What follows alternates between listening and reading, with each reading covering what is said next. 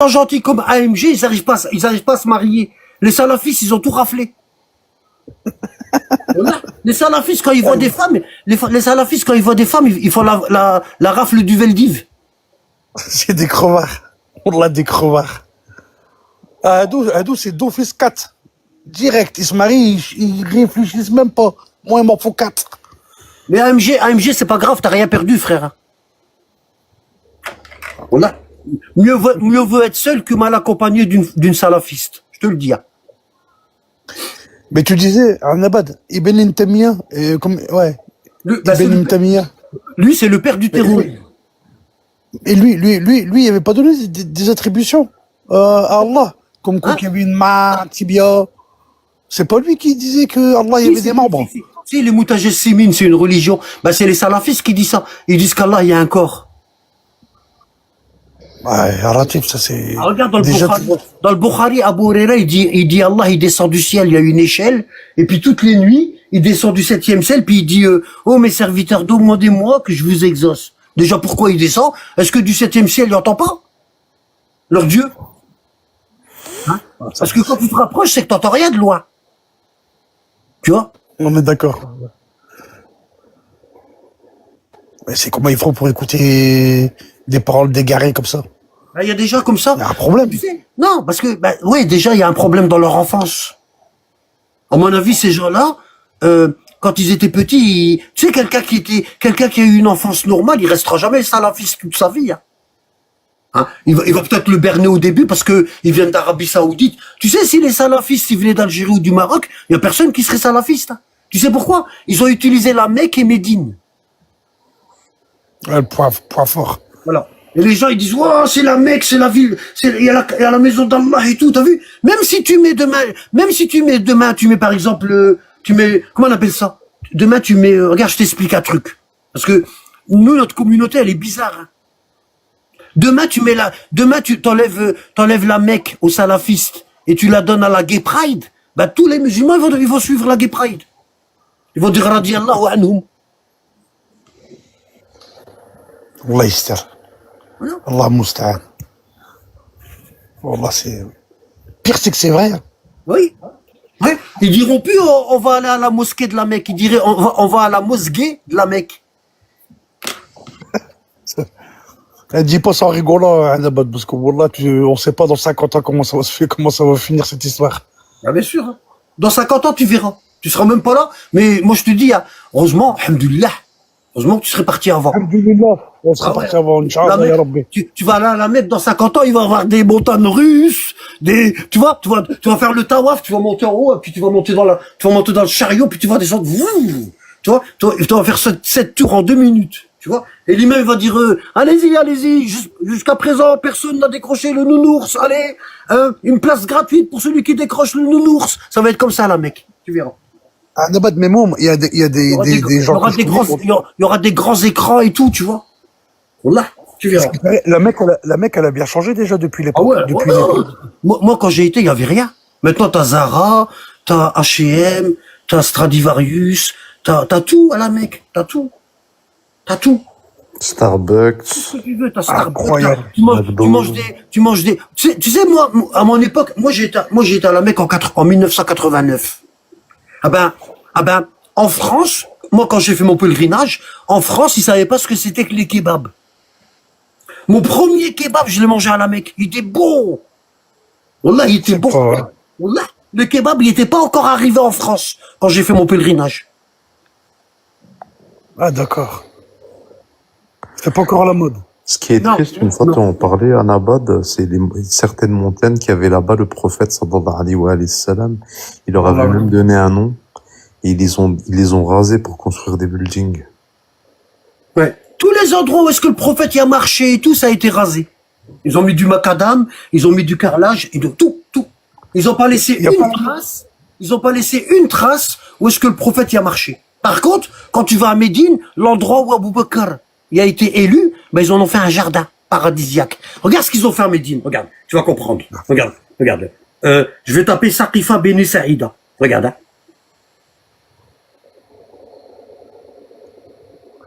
Des toilettes? Ouais, la maison où est-ce que le prophète y est né, ils ont fait des toilettes. T'es pas sérieux. Wallah l'adhim. Même la tombe de Khadija, radiallahu anha. J'ai fait des vidéos sur ça. Ouais, je sais, je les ai vus. Tu vois, regarde. Tu vois, regarde ici. Regarde, regarde. T'as vu ça? Ça, c'est l'endroit où est-ce que Abou Bakr il a été élu. Regarde. Tout y est carrelé, sauf l'endroit où est-ce qu'il a été élu. C'est un jardin paradisiaque. Regarde, attends. On a un Médine, là. Tu vois, regarde. Saqifa, regarde. Regarde ici. Narratif. Regarde ici. Hein. Regarde. Regarde. Saqifa des Benu Saïda fait référence au lieu d'un événement au début de l'islam au cours duquel certains des compagnons du prophète ont prêté allégeance à Abu Bakr en tant que premier calife. Et regarde. Regarde. Est-ce que tu te rends compte? Regarde tout autour. Incroyable. Le seul endroit où ils ont laissé de la terre, parce que c'est l'endroit où Abu Bakr il a marché, c'est l'endroit où est-ce qu'il a été élu, ben ils ont laissé la terre et ils ont laissé les arbres et tout ce qui est autour ils l'ont rasé. La maison du prophète, tout. Incroyable. T'as vu? Tu vois, ça fait bizarre hein, quand tu vois ça. Quand tu vois tout autour, regarde ici, regarde. Tu vois ici, tu vois en grand. Hein, il n'y a pas un seul arbre tout autour. Tout a été rasé, tout a été carrelé, tout a été bétonné, sauf l'endroit où Abu Bakr y a été élu.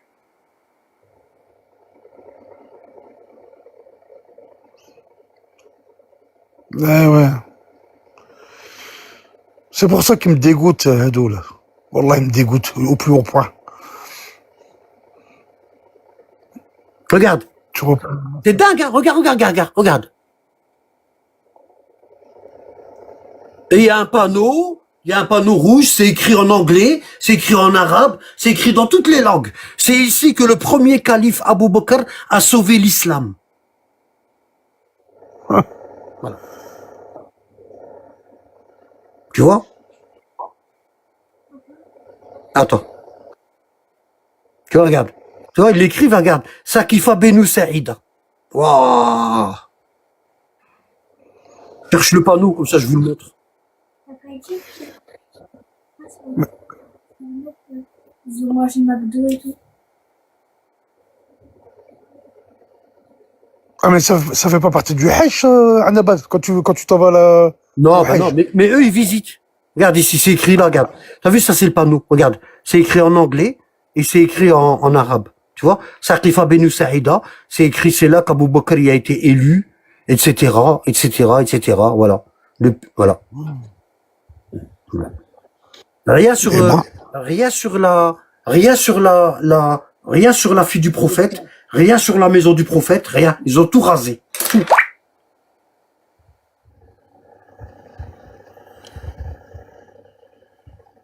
C'est incroyable quand même.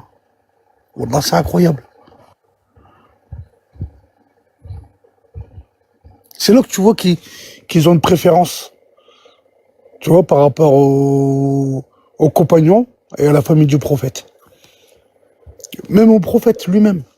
Alayhi salatu wassalam.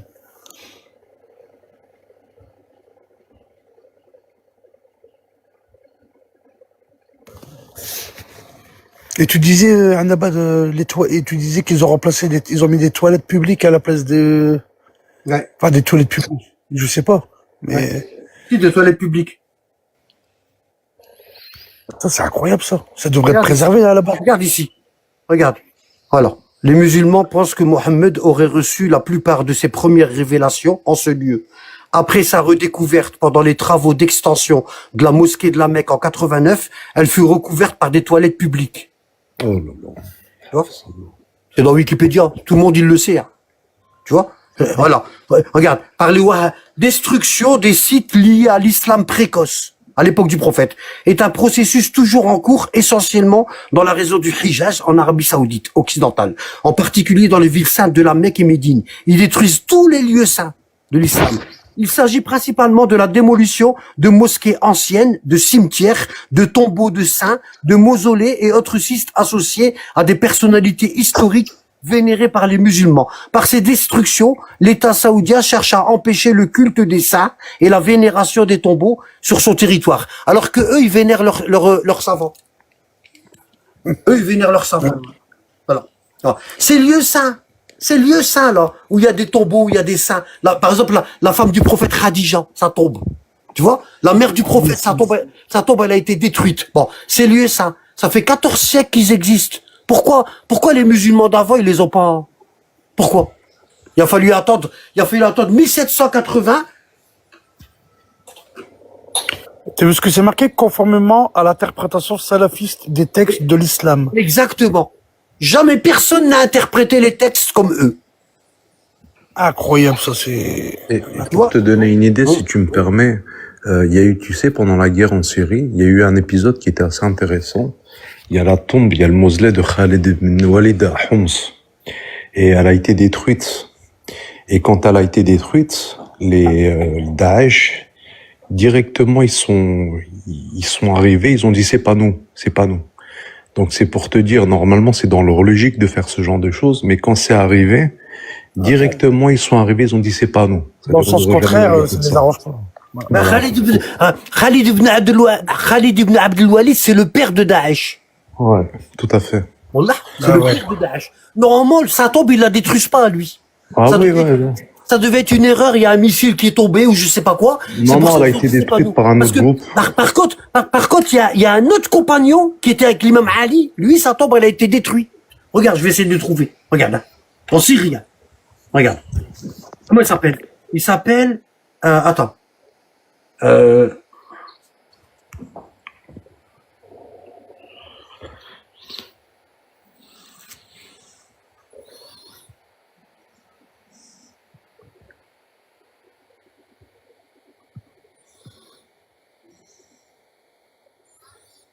Comment il s'appelle? Ça, c'est la tombe du père de Bachar al-Assad. Tu vois, en Syrie. Ouais. T'as vu, ça c'est El-Nusra, c'est les salafistes qui sont au pouvoir, là, en Syrie. Parce que t'as deux salafistes. T'as trois catégories de salafistes. T'as les salafistes du djihad, t'as les salafistes des palais, ceux qui sont avec les rois d'Arabie Saoudite, c'est les savants qui sont avec les rois d'Arabie Saoudite, et t'as les salafistes politiciens. On les appelle les frères musulmans. Ah ben, ceux qui ont pris le pouvoir en Syrie, ils sont aidés par Erdogan, parce que Erdogan c'est un frère musulman, et ils sont aidés par le Qatar. D'accord? Ben regarde, ils ont déterré le cercueil du père de Bachar al-Assad et ils l'ont brûlé. Tu vois? Quel intérêt de faire ça? Le gars il est mort. Hein? C'est dans leur idéologie. Qu'est-ce que tu gagnes à faire ça? Le type il est mort. Pourquoi tu fais ça? C'est dans leur idéologie. Voilà. C'est Ibn Taymiyyah, il dit ça. Dans leur Les livre. attardés, en fait. C'est des primates, c'est des attardés. Tu vois? Bon. Ça, c'était pour ça. Maintenant,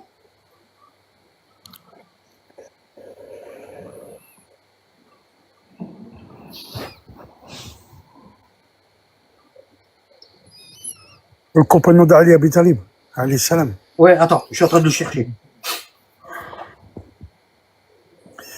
Je viens de recevoir un truc, avertissement d'infraction. Ouais, moi aussi. Ouais, moi aussi. Mais c'est rien, c'est rien. Ouais, par Sofiane. Ouais, par Je pense Sofiane. qu'il faut liker à fond. Sofiane qui... Il a été éjecté, le frère. Oui, il a sauté. Je sais même pas s'il est encore dans le live. Parce que il a sauté d'une manière. On aurait dit, tu vois. Tu sais, les gens qui ont un œillet dans l'œil, là, comme ça. Que je dise pas le mot, tu vois. On sait jamais que je saute aussi. Mesquin. Ah, ça arrive, ça arrive. Tu sais, si jamais un jour je vais à la Mecque et Médine, il y a bien, enfin, hormis le Hajj, bien sûr, que je dois faire, en priorité, il y a un endroit où j'aimerais aller, c'est la tombe d'Abu Dhar al-Ghaffari, radiallahu anhu. Je sais qu'on peut pas l'approcher parce qu'ils ont mis des barrières, une fois tu en avais parlé, mais vraiment, c'est l'exemple même de celui qui parle vrai. Comme, tu sais, tu insistes beaucoup sur ça, Anabad. Et je sais pas, tu me le rappelles un peu, Allah Barak Fik. Attends, 2 minutes. 2 minutes. Oui, il est de retour, Sofiane. Ouais, à mon avis, j'étais un peu grossier, c'est pour ça que je me suis fait... Comment t'as sauté? Voilà. On a rigolé, on se moquait de toi. Ici, regarde. Ici, c'est en Syrie. Hein. Le compagnon, c'était le compagnon du prophète. Et quand le prophète y est mort, ah ben, ce compagnon-là, il était avec l'imam Ali, quand il a combattu les salafistes et tout. D'accord? Quand il a combattu les Omeyyades. Parce que les Omeyyades, c'est les ancêtres des salafistes d'aujourd'hui. C'est eux qui coupaient les têtes et tout. Regarde là. Ils ont rentré dans le mausolée du compagnon et ils ont essayé de déterrer sa tombe. Mais ceux qui l'avaient enterré là, à l'époque, ils l'ont enterré tellement profond, parce qu'ils savaient que, à l'époque, quand ils l'ont enterré, parce que lui, il a été tué par ce compagnon-là, il s'appelle Hujr ibn Adi. Il s'appelle Hujr ibn Adi. Et ce compagnon-là, Hujr ibn Adi, ceux qui l'ont enterré, après qu'il a été mutilé par les Omeyyades, ben, ils ont fait un trou profond. Parce qu'ils savaient qu'un jour, il allait être déterré. Tu vois? Et regarde là. Ils ont détruit la tombe du compagnon. Hein? Tu vois? Tu les vois là, regarde à côté. Hein? Et tu vois, regarde même là. Tu vois, regarde là. Celui qui est là, ben, il est devenu le président de la Syrie. J'entends là, allez. Tu te rends pas compte? Là, il est devant la tombe. Hein? Il est devenu président de la Syrie. Et Macron, il l'a ramené ici. Il lui a fait les éloges. Est-ce que tu te rends pas compte? Je sais pas si vous vous rendez compte de ce qu'on est en train de vivre. Hein? Regarde. Tu vois? Regarde. T'as vu? Regarde. Ça, là, ils sont devant la tombe avant de la détruire. Avec leur drapeau. El-Nusra. Bon. Regarde, hein. Ils sont comme Joe Pepsi dans Casino. T'as vu? Quand tu voyais des gros trous dans le mur, et les banques. Tu vois? À un moment dans Casino, tu vois des banques et dans le mur il y a un gros trou. Et comment ça s'appelle Robert De Niro, il dit ouais, il fait des ravages avec ses potes. Regarde, tu vas voir comment. Regarde, Hujr ibn Adi. Regarde ce qu'ils ont fait. Regarde ce qu'ils ont fait.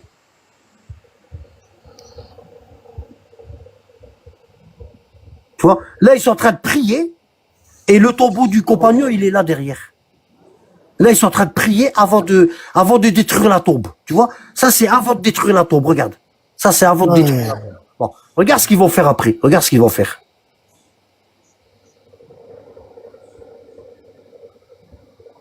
Wallah al-Adim. Le gars, il est mort pendant 1400 ans. Il est enterré là. Voilà, c'est ça après. Après, ils ont laissé ça. On dirait Joe Pepsi, il est passé par là. Regarde. Ah ouais. C'est comme dans le film Casino. Casino, ouais. Mais ils sont cachetonnés, les gars, qu'ils ont fait ça. C'est pas possible. Pourquoi ils font ça? Ils déterrent les morts. Tu vois, regarde là. Tu vois? Ça, c'était la tombe, elle était comme ça avant. Avant qu'ils s'en prennent à la tombe, elle était comme ça. Ils déterrent les morts. Regarde, avant, c'était comme ça. Et après leur passage, c'est devenu comme ça. La destruction, voilà, la terreur. Tu sais, à Nabad, une fois, j'ai vu une vidéo qui m'a choqué. Donc c'était récemment. Tu voyais des gens en Syrie qui hurlaient. Tu sais, quand l'autre là, il est arrivé, il a pris le pouvoir, enfin qu'il a été placé. Et j'étais choqué. Hein. Si tu veux, je te l'envoie. Il disait, on va aller à Kerbala, on va aller à Kerbala. Ils ont déjà, regarde ce qu'ils ont fait ça. Regarde, justement, t'as vu ça? Ça, c'est la tombe de l'Askarin. Il y a 2 imams qui sont enterrés ici.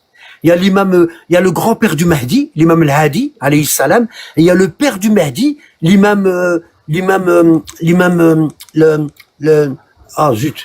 Hassan al-Askari. Hassan al-Askari, ouais, Hassan al-Askari. Et il y a la mère du Mahdi, Nargis, elle est enterrée là. Ils ont détruit le dôme. Regarde. Ils ont détruit le dôme. Regarde, ça c'est la mosquée où est-ce que 2 descendants du prophète, le père et le grand-père de l'imam al-Mahdi, ils sont enterrés. Regarde ce qu'ils ont fait.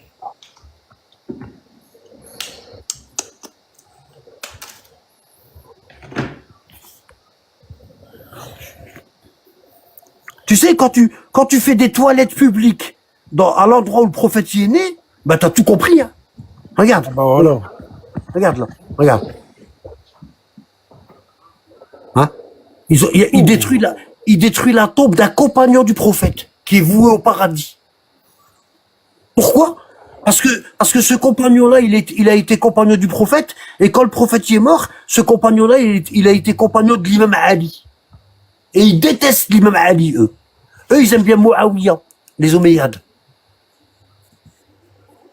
Eh, ils aiment bien les terroristes.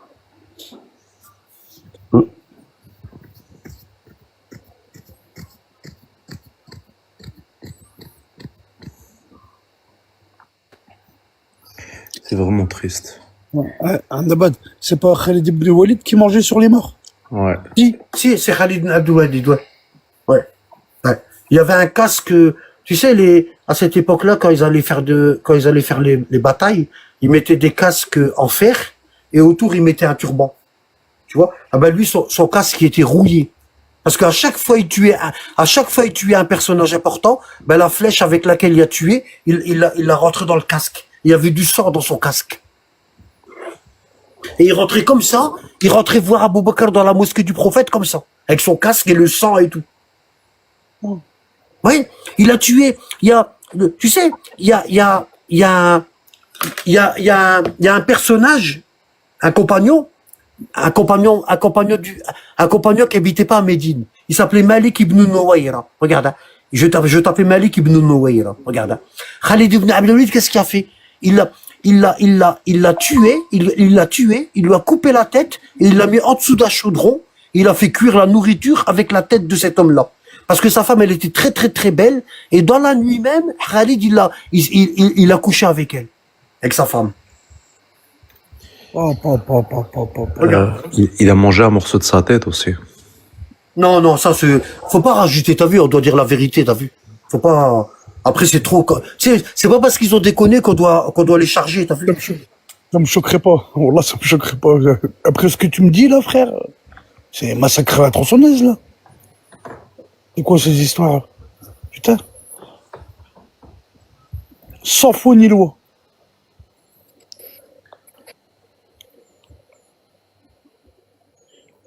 Et la période que tu nous cites, Annabad, c'était combien de temps après le décès du prophète, sallallahu alayhi wa sallam? 1 mois, 2 mois. Tu regarde, j'ai tapé Malik ibn Nouaïra. On va voir ce qu'ils disent. On va voir si Wikipédia, ils disent la vérité. Bon, je vais vous le mettre en français. Traduire. Voilà. Tu vois? Regarde. Malik ibn Malik ibn Nouaïra. D'accord? Il était surnommé, il était considéré comme l'un des poètes prolifiques. D'accord? Bon. Chevalier et noble. Voilà, il est parti voir le prophète, il s'est converti à l'islam et a été témoin de bénédiction d'Allah sur lui.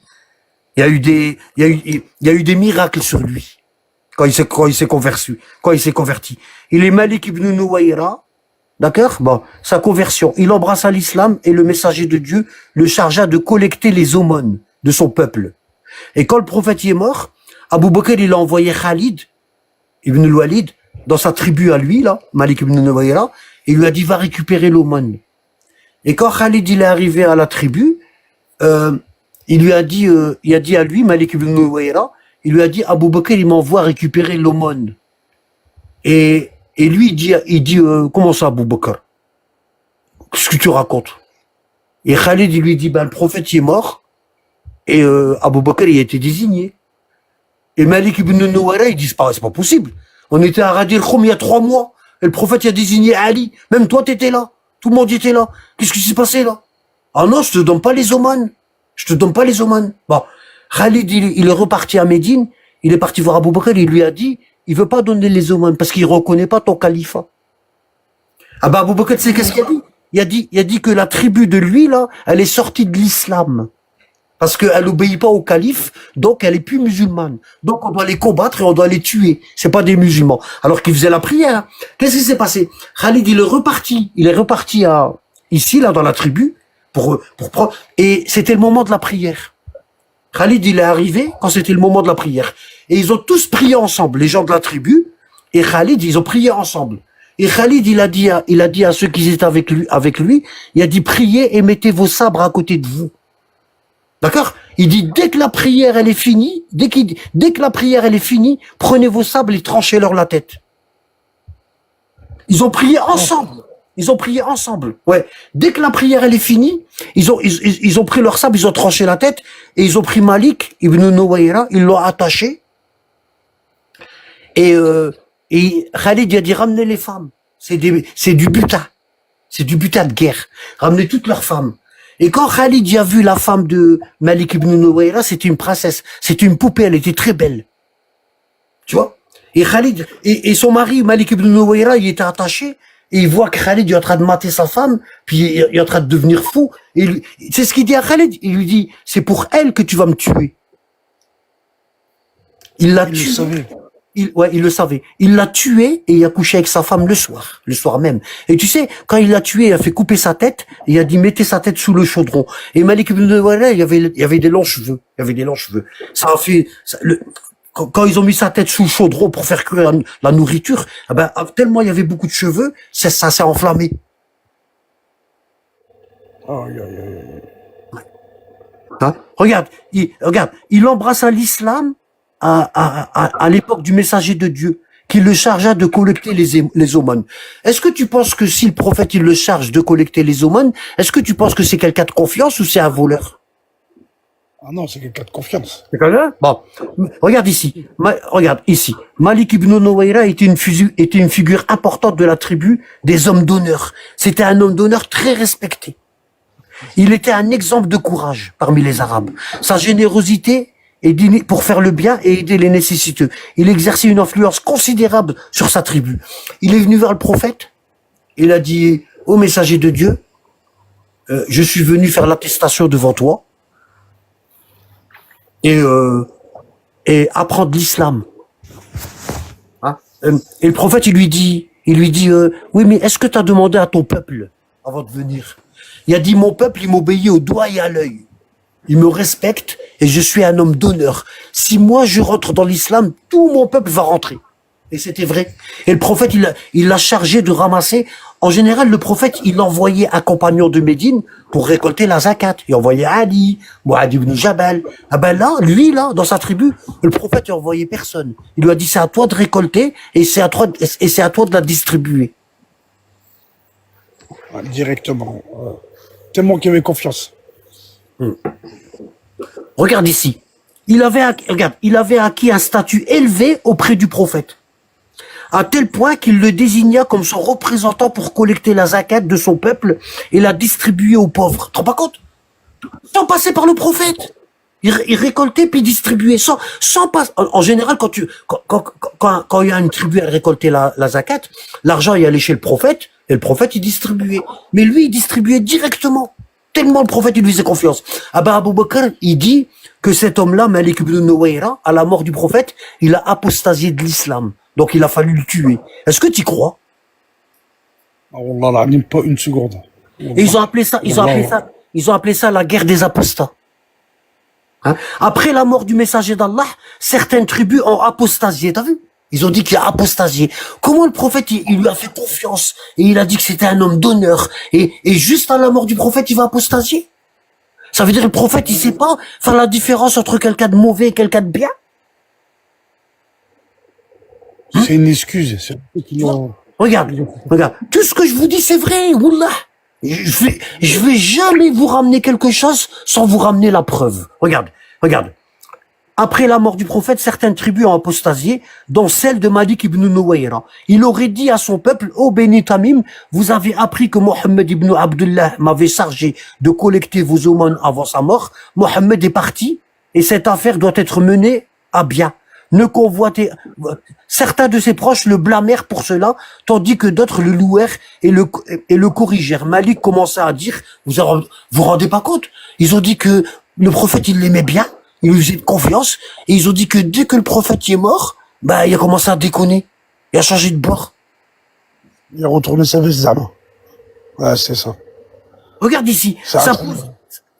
Regarde, ils ont dit qu'il a commencé à faire des poèmes contre le prophète. Ils l'ont accusé de blasphème. Et ils disent, sa poésie et ses paroles parvinrent à Abu Bakr et voulaient qu'il appelle l'Aden. Alors, c'est mal traduit, hein. Voilà. Et les gens appelaient l'Aden, abstenez-vous-en. S'ils ne l'appelaient pas, combattez-les. Abu Bakr, il dit à Khalid, prends l'armée, et va à la tribu de Malik ibn Nuwayra. Si t'entends l'appel à la prière, ne rentre pas dans la ville. Mais si tu n'entends pas l'appel à la prière et c'est l'heure de prier, rentre dans la ville et tue-les. Qu'est-ce qui s'est passé? Quand Khalid est arrivé là-bas, il a entendu l'adhan et il est quand même rentré dans la ville. Il les a combattus, il les a tués. Pourquoi Abu Bakr il a dit n'entre pas dans la ville si tu entends l'adhan? Si tu entends l'adhan, n'entre pas. Pourquoi? Parce que le prophète, quand il envoyait quand il envoyait l'armée quelque part, il disait à ses compagnons, si vous entendez l'appel à la prière, n'y entrez pas. C'est des musulmans. Passez votre chemin. Tu vois? Et c'était la règle. C'était la règle. Et là, ils ont entendu l'adhan et ils sont quand même rentrés. Tu vois? Alors, s'ils refusaient, combattez-les. La cavalerie arriva avec Malik et un groupe de Benu et Ta'laba. Le groupe était en désaccord à leur sujet et parmi eux, qui était ce témoigneur Abu Qatada, se trouvait, bon, tout ça, après avoir appelé l'adhan, accompli l'iqama et prié, devant leur désaccord, il leur donna de les arrêter par une nuit froide, sans aucune issue. Khalid ordonna à un crieur de crier, réchauffez vos prisonniers, ce qui signifie tuer tout le monde, dans la langue de sa tribu. D'accord? Les gens pensèrent à qu'il avait l'intention de tuer et ne cherchait que la chaleur. D'accord? Il tua Malik. Bon, tu vois, il épousa sa femme, la femme de Malik. T'as vu, le soir même. Alors que Allah, il dit dans le Coran, faut attendre 4 mois et 10 jours. Il respecte même pas. Le temps pour voir si elle est enceinte ou pas. Faut attendre 4 mois et 10 jours. Ce qu'on appelle l'idda. La durée prescrite. C'est dans le Coran. Allah il dit quand une femme elle divorce de son époux, t'as pas le droit de l'épouser tout de suite. Tu dois attendre 4 mois et 10 jours pour voir si elle est pas enceinte de son premier mari. Comme ça, elle pourra pas dire que c'est le tien. Tu vois? Ah ben lui, le soir même, il a couché avec elle. Il respecte rien, en fait. Khalid ibn Walid. Incroyable. Et puis, on te l'a vendu comme si que c'était le bras droit d'Allah. Le bras armé. Tu sais comment il te le vendait, lui? Regarde. Khalid ibn Walid. Si j'essaye de trouver la vraie histoire, alors attends, est-ce que je vais la trouver?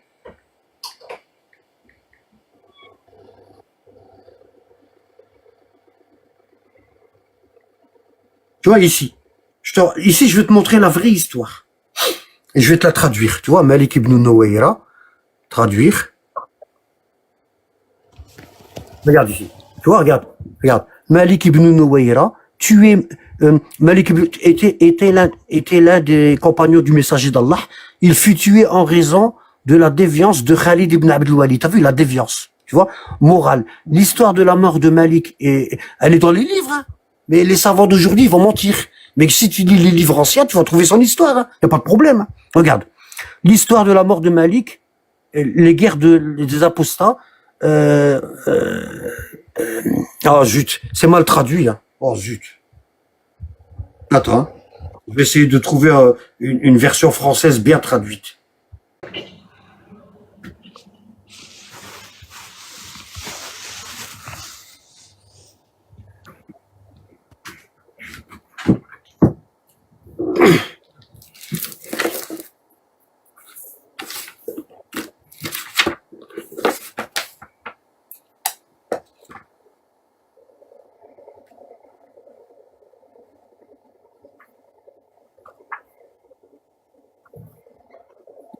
La première divergence, elle commence là, en fait, avec les chiites et les sunnis.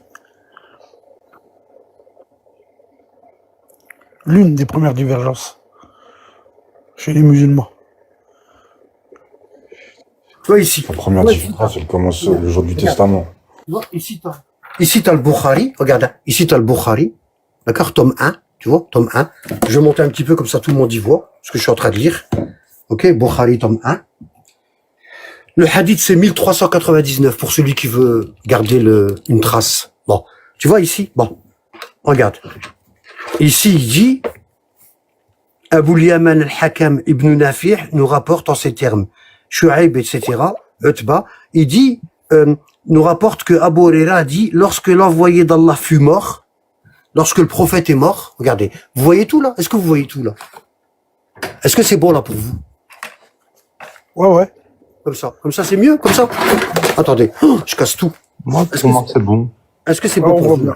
Bon, regardez. Impeccable. Bon, regardez. Alors, il dit, lorsque l'envoyé d'Allah fut mort, que Abu Bakr fut au pouvoir et qu'un certain nombre d'Arabes eurent renié leur foi. T'as vu? Ils ont dit qu'il a renié la foi. Tu vois? Regarde. Hein? Omar dit à Abu Bakr, alors Abu Bakr, il a dit, ils veulent pas me donner la zakat, donc ils sont mécréants. Donc il faut tuer Khalid, il faut tuer Malik ibn Nuwayra. Je vais envoyer Khalid ibn Abdel Walid dans sa tribu et il va tuer tous les hommes. Parce qu'ils sont pas musulmans, ils veulent pas me donner la zakat. Alors qu'il y a aucun hadith du prophète qui dit que celui qui donne pas l'aumône, bah, il est mécréant. Il y en a pas. Abu Bakr, il a inventé ça, une nouvelle règle. C'est une fatwa. Regarde. Et Omar, il était pas d'accord. Omar, il était pas d'accord. Omar dit à Abu Bakr, comment vas-tu combattre ces gens-là? Alors que l'envoyé d'Allah a dit, Omar, il dit à Abu Bakr, tu peux pas les combattre. Ils font la prière. Ils sont musulmans.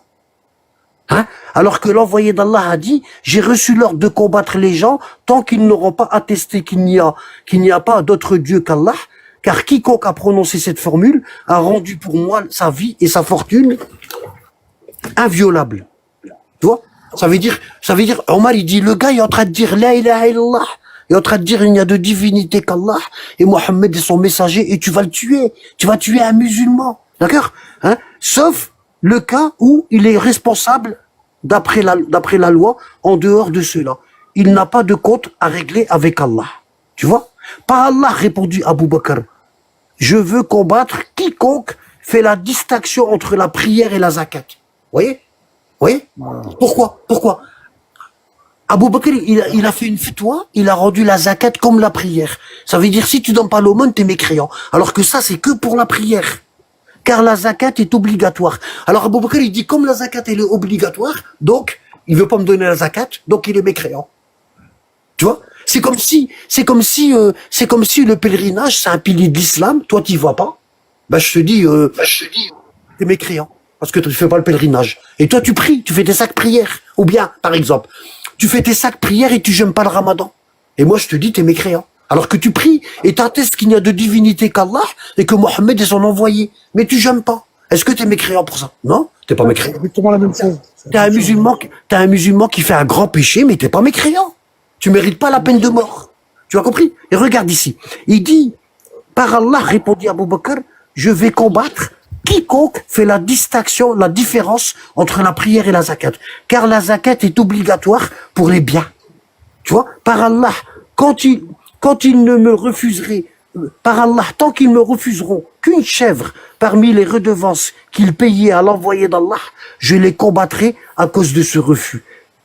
Et il dit, Bukhari, il dit, et Omar, il dit, par Allah, s'écria Omar, il faut qu'Allah ait inspiré Abu Bakr, car je reconnais que c'est la vérité. Il y a aucun hadith du prophète dans tous les livres sunnites et chiites. Il y a aucun hadith du prophète où le prophète il dit celui qui donne pas l'aumône la zakat il est mécréant. Il y en a pas.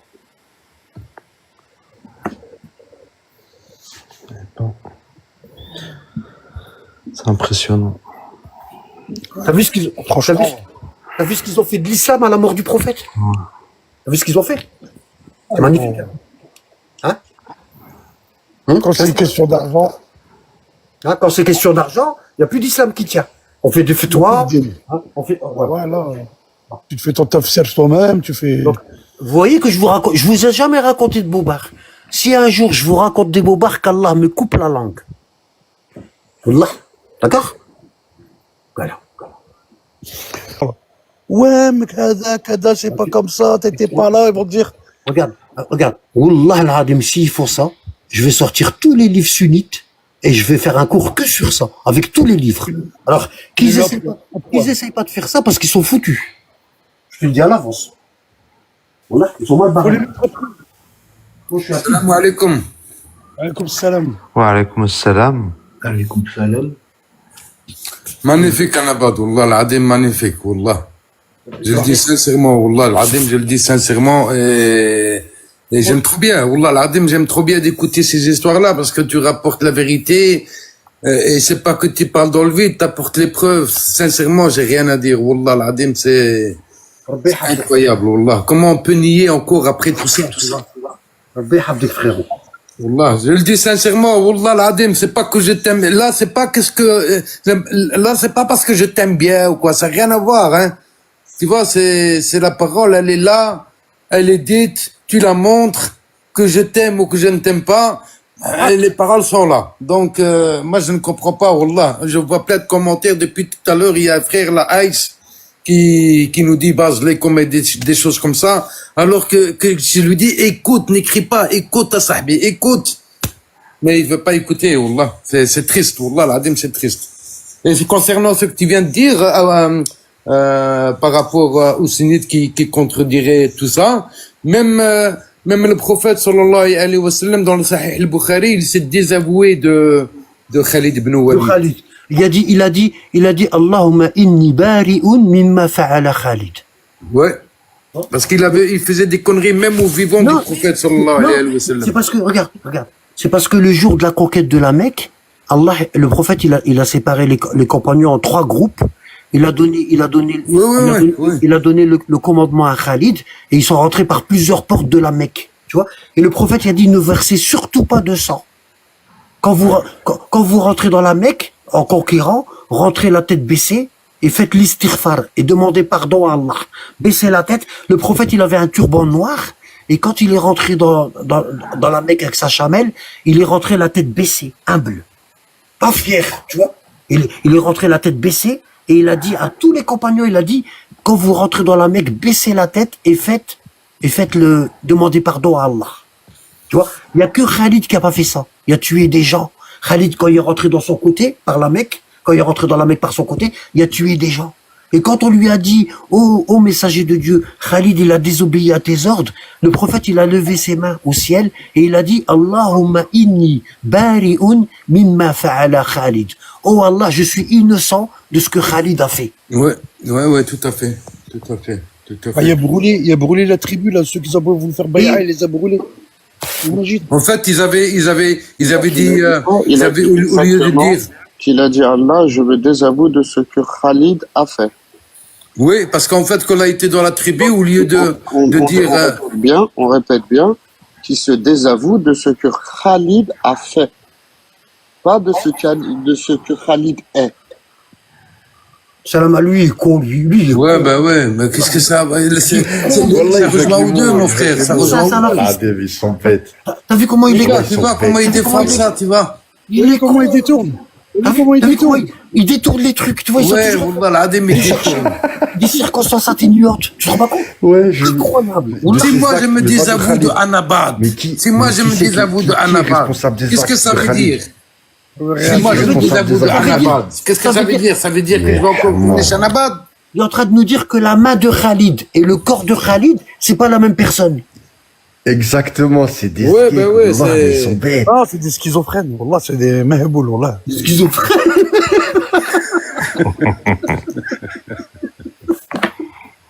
Alors, j'ai envie de dire au frère qui a dit ici aux commentaires, vous insultez les compagnons. D'abord, wallah l'azim, t'as pas insulté une fois les compagnons, et ce que tu dis sur Ibn Walid et tout ça, ben, c'est écrit. Il faudra en vouloir à Boukhari, tout ça. J'ai pas insulté une seule fois. Ben non, tu parles, nous on n'a jamais insulté de toute façon. Ça fait que lire. Rien d'autre.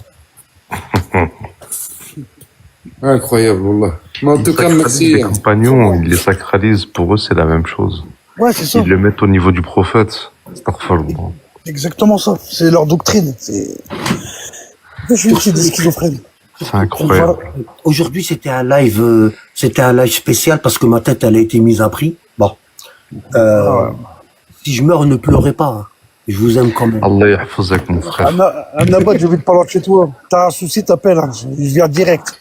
Oh, ce sera trop tard parce qu'ils vont me prendre. Ils vont me prendre. Et moi, ma tête, elle a affiché. Donc, il n'y a pas d'excuse. Moi, ils savent comment je suis, il n'y a pas de problème. Moi, j'assume tout, Anna. Il n'y a pas de problème. Je vous aime pas. Ouais, mais Annabad. Si t'arrive quelque chose, nous, on aimerait bien quand même garder Discord, hein. Regarde. S'il m'arrive quelque chose, je vais donner les codes de Discord et les codes de mon YouTube. Et c'est toi, Boussana et Karim, vous allez gérer, Inch'Allah. Avec plaisir, mon frère. Wallah, avec plaisir. Parce que c'est prévu que je donne ça à quelqu'un avant de mourir. À quelqu'un de ta famille, déjà, hein. Non, de ma famille, il n'y en a pas. Bon. C'est vous, ma famille, c'est vous. Bon. Sur ce, je vais vous dire salam alaikum. Je vous dis الله ça. يحفظك ويحفظنا جميعا ان شاء الله. Amin ya Rabbil Alamin. Qu'Allah te protège, qu'Allah vous protège. On est 108. Je vous souhaite une bonne nuit à tous et à toutes. Ouais, merci beaucoup Anabad. Je vais pas trop profiter de tes doigts, pardon, mais l'autre doigt que tu as fait la dernière fois, ça, il était magnifique, wallah. Ah, mais là, j'en fais pas. D'accord? La prochaine fois, Inch'Allah. Allez, salam alaikum.